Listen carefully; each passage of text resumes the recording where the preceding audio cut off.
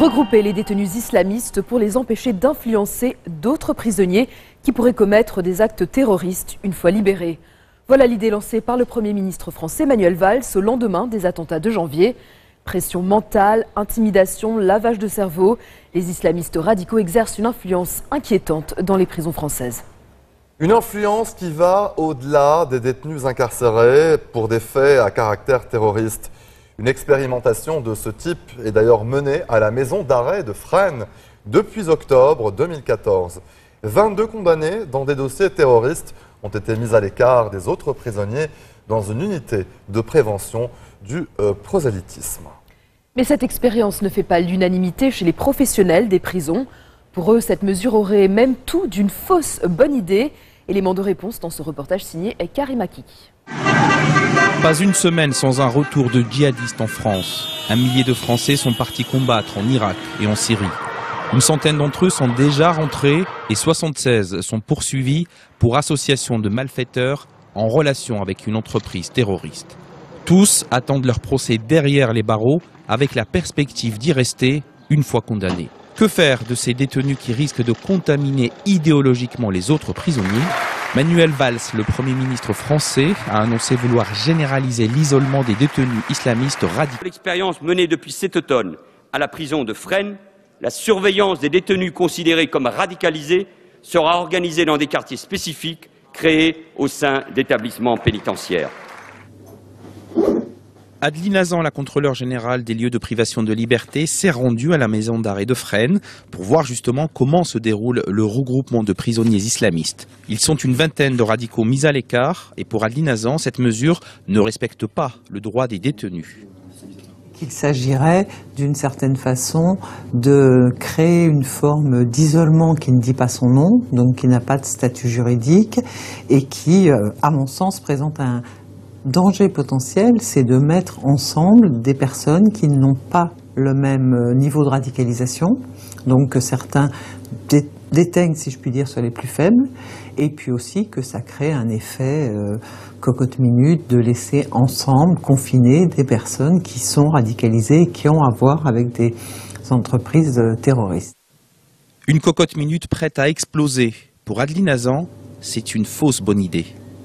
Là, les conditions de surpopulation, les conditions de peu de travail, de prison dégradée, d'absence d'activité facilitent la production d'intégrisme et le fait que sur des esprits un peu fragiles et après le choc d'une incarcération, eh ben on trouve un caïd, quelqu'un en qui on croit et du coup ils peuvent se laisser embarquer. Autre difficulté soulevée par le regroupement de détenus islamistes, c'est leur niveau de radicalisation. En réalité, selon Farhad Khosrow-Kavar, sociologue de terrain, mais aussi spécialiste de prison, il n'y a pas un seul groupe de détenus islamistes. Le sociologue en compte 4, avec d'abord le noyau dur, les plus radicalisés, viennent ensuite les repentis. Il y a également les indécis, très influençables, et puis le dernier groupe, ce sont les traumatisés du retour du djihad. Ceux qui ont vécu là-bas, c'est la violence à l'état extrême et qui donc se sentent démunis psychologiquement. De retour, ils peuvent commettre des attentats ou autres, non pas en raison de leur adhésion à l'idéologie djihadiste, mais du fait même de leur instabilité mentale.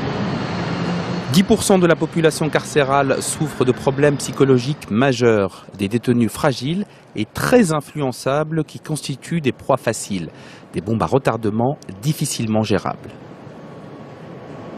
Si on les met ensemble, ce n'est pas les repentis qui vont prendre le dessus, c'est les djihadistes endurcis qui vont en un sens pousser les uns et les autres à revenir dans le sillon de la guerre sainte au sens extrémiste qu'ils entendent. Par conséquent, le fait de mettre sans distinction ces 4 groupes ensemble peut se révéler catastrophique par la suite. S'il est encore trop tôt pour évaluer les résultats d'une telle expérimentation, les syndicats de l'administration pénitentiaire sont d'ores et déjà mitigés. Difficile, d'après eux, de sonder l'âme des prisonniers.